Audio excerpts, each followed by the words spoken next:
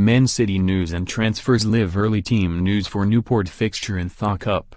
Manchester City's players returned from 2 days off yesterday to begin preparations for Saturday's trip to Newport.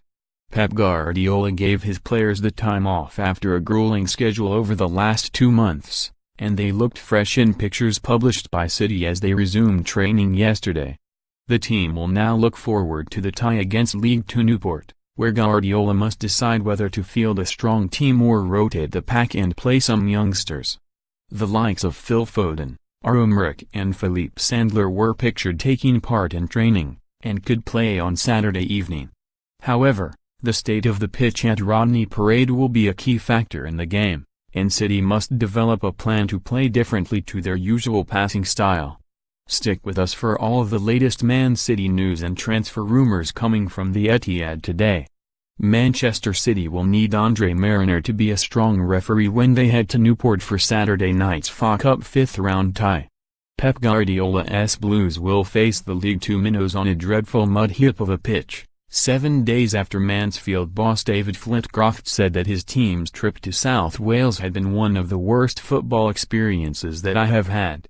Flitcroft, brother of former City player Gary, claimed that the referee failed to protect his players against dangerous challenges by Newport players who were playing for their places in the team against the Blues.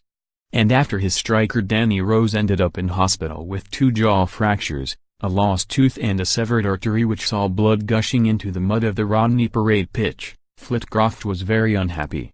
Read more. In an admittedly uncrowded market, Raheem Sterling is threatening to cut through the generic platitudes of footballer Twitter and become genuinely funny on social media.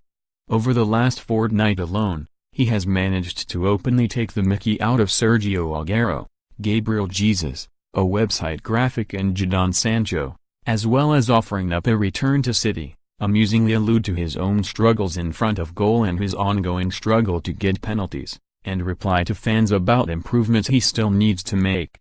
And if his Manchester City manager may not care for the online world, Pep Guardiola cannot fail to have been impressed by yet another batch of match-winning contributions.